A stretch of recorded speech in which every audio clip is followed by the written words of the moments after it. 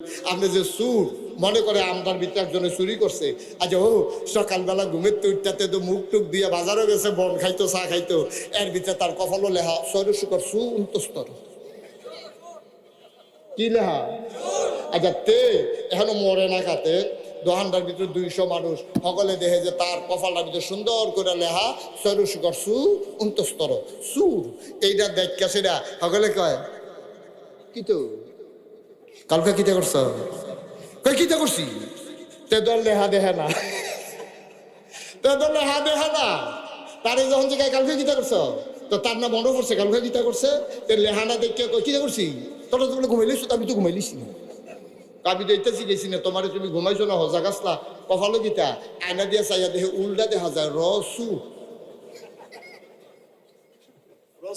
রসু, কারণ আয়না দিয়া দেখতেন কিন্তু উল্টা দেখা যায়নি, শব্দ উল্টা দেখা যায়নি, অন্ত দেখে রসু।